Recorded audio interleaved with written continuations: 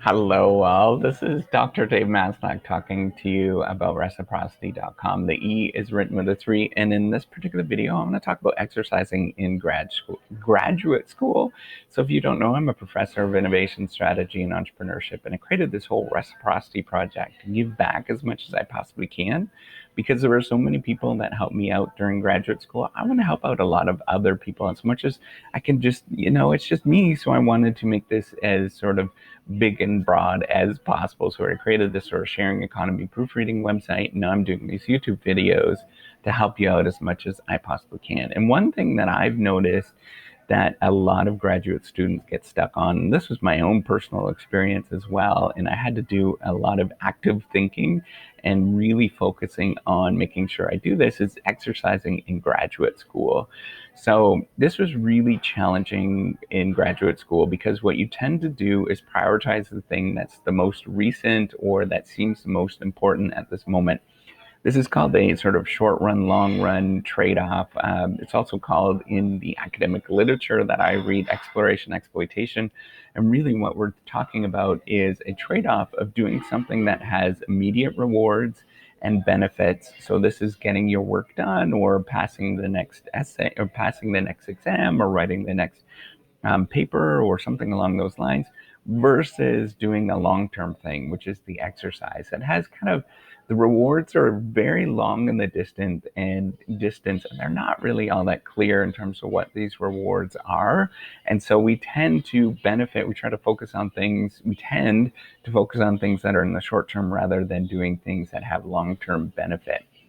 And so this is really important as a graduate student, because you will, I guarantee, if you do anything, if you do a master's or if you do a PhD, you will go into a moment where you just feel like you can't get any exercise and you're so desperate for exercise on a regular basis.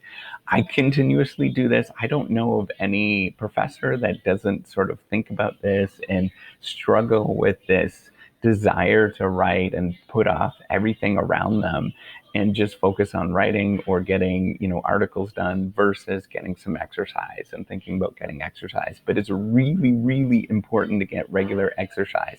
Somebody told me in the last few years, in terms of getting regular exercise, in terms of how they figured it out, it's not about sort of making yourself younger. It's about sort of prolonging the inevitable and things from sort of falling apart on you, right? So every moment or every time that you neglect doing exercise, and this is my own personal experience, I'm 39 now, and every time that I go through a moment in my life where I neglect doing any sort of exercise, maybe it's 4 months or 6 months, things start falling apart and I start injuring myself and things like that. So it's very important to do exercise on a regular basis so this doesn't happen to you, and you get you just make sure that you prolong your life and you don't get into these injuries, because as soon as you get an injury, you are reducing your productivity a lot.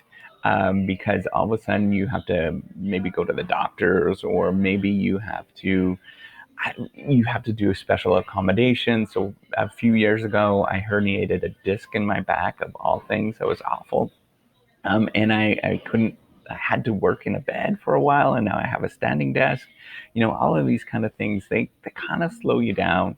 And they really truly do slow you down. So make sure you don't get to the moment where you do these kind of things. So what I would do, and I tried to do this, I still try to be as active as I possibly can. I try on a regular basis. So if I were you, and if you were commuting of any degree, just make sure that you're walking or riding your bike. So I used to ride my bike a lot. And before I had kids, as soon as I had kids, it got a little bit tricky because I have to drop them off. My wife works a little bit earlier than I do, so I'm the one that's dropping them off and things like that. But making sure that you force yourself to do the exercise during your commute, and doubling up exercises that way, or doubling up activities. So you have to commute in anyway, so why not do something and do exercise at the right same time? So sometimes I used to, so I used to live in St. Thomas, Ontario, and I'd ride my bike into London, Ontario. It was about a 45-minute ride. It was really enjoyable. I feel great when I did that. When I'm where I'm currently living right now, I'd do the same thing, and it would be about a half an hour ride in. And it was a wonderful feeling. You feel great once you're in, and you get these sort of small bursts of energy exercise, which is a lot more maintainable in with this kind of career than sort of focusing on I'm going to do 2 hours a night or whatnot. That's less obtainable, and you're just not going to feel like you're going to do it. So another thing that I would do, and I do on a regular basis, is I try to just do short walks and sort of jogs throughout the day. Now, it kind of seems strange because every couple of hours you got to get up and go for like a 15-minute walk or something like that. But it helps you from feeling like you're getting rest in your knees and all that kind of things. So the jogging is fun, but I mean, some people don't like to feel sticky because sometimes you do feel sticky after that.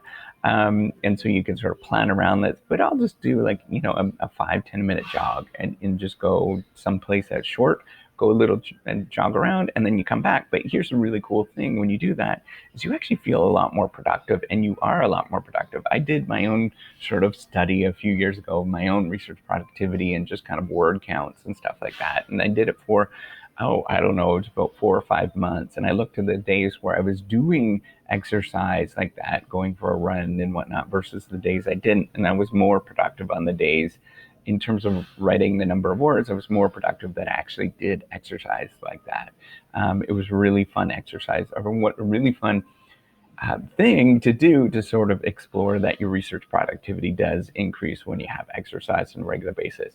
So a third thing that I did, and I was kind of forced to do this because of my back issue that I mentioned earlier, but I've switched to a standing desk, and I've done this for about 4 years now. And the standing desk is wonderful. I'd highly, highly recommend for you to get a standing desk, not because you're going to be standing there every day, but it allows you variability and flexibility. So what I do is I'll stand for a couple of hours until my feet get sore. Then I'll kneel for a little bit, for half an hour or 40 minutes or whatnot, and then your knees kind of get sore. And then what I'll do is I'll sit for a little bit, and I'll go through cycles like this. And it will take you, when you first do it, it's going to take a long time to get used to standing. It was because you just don't have the strength, and your legs are not used to it, and it's really hard to do that on an extended period of time. But you do get used to it after a matter of months. Then it does get used to it, and you just feel a lot more free, and you can wander around. One caveat with that, it's harder to focus sometimes when you're standing, but there's a lot of things that you don't need to focus that much when you're doing anything that we're doing, right? So emails and things like that, it's easy to stand and to do that, versus it's just makes your life a lot more wonderful when you're standing and you feel like you're getting exercise. You truly do feel like you're getting exercise when you're standing.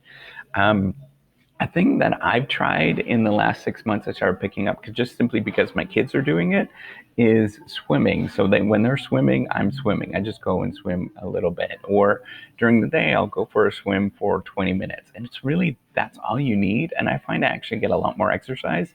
And in fact, I've been sort of Googling blogs and stuff. You actually do get a lot more exercise when you're swimming than you are running, because you're using more muscles. And so you feel very energized, and you just feel like you actually got some exercise when you go for a swim. And then the other great thing is you don't feel sweaty, compared to like exercising outside and things like that, or when it's cold out. You can easily go for a swim. I'd highly recommend it.